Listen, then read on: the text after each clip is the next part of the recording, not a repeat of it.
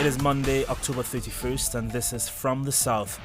We begin in Brazil, where at least 20 people lost their lives when a bus carrying patients to a hospital collided with a milk transport truck in the city of Cavezal do Sul, in the southern Brazilian state of Paraná. The truck driver and 19 bus passengers were killed. Authorities from Umuarama said the cause of the accident was still under investigation.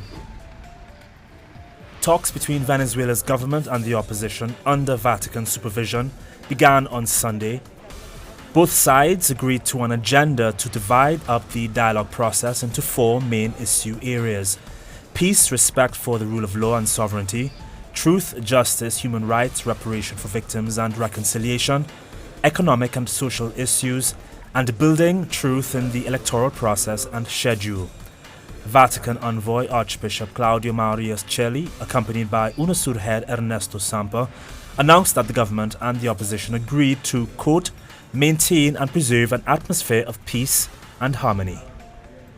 The conflict in Venezuela and the ensuing peace dialogue was the main focus of attention at the Ibero-American Summit over the weekend in Colombia, despite an official agenda about youth, entrepreneurship and education.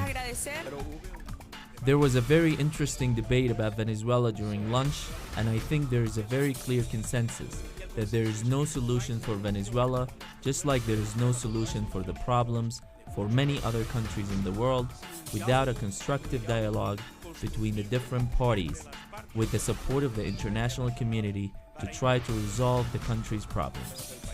El Salvador's former president Antonio Saca was arrested over the weekend on corruption charges alleging misuse of public funds. He was arrested along with high-ranking former officials of his government, including ex-communications minister Julio Rank and youth minister Cesar Funes. Saca's former private secretary Elimer Chalet voluntarily surrendered to the police shortly after. He faces charges of embezzling at least $18 million. In March, El Salvador's Supreme Court ordered a civil trial of the former president, as well as his wife, Ana Ligia de Saga, because he could not explain how he acquired $5 million at the end of his term. In world news, according to officials, Iraqi troops have resumed a coordinated offensive towards the city of Mosul, which is the last major city held by the Islamic State group. The militants have been occupying the city since 2014. The forces have faced fierce resistance and the offensive has not been easy for them. A suicide bomber killed at least 4 people and wounded 7 more at a meeting of tribal elders in the eastern province of Nangarhar, Afghanistan. Officials who blamed the Islamic State group militants for the attack. The meeting of elders had been called to settle the dispute when the bomber struck. Police launched an operation on an encampment in Paris which has seen its refugee numbers swell since the dismantling of the Calais jungle. An eviction notice was given during the weekend and enforced by the police. Numbers at the camp increased to 3,000 from 2,000 after the closure of the Calais jungle. Spain's conservative leader Mariano Rajoy has been sworn in for a second term as Prime Minister at a ceremony attended by King Felipe VI. The ceremony has brought 10 months of political limbo to a close. Rajoy is set to spend the next 3 days forming a new cabinet for his minority government. According to Italy's civil protection agency, an earthquake that struck on Sunday in Norcia has left some 15,000 people homeless.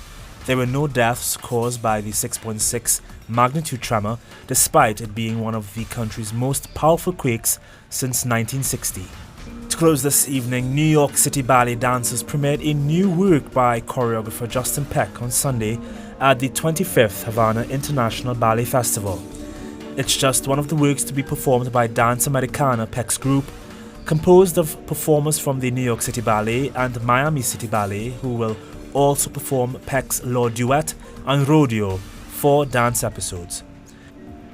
For more on these and other stories, please visit our website telesurtv.net/English and be sure to join us on Instagram, Twitter and on Facebook for the latest in Latin American and global news.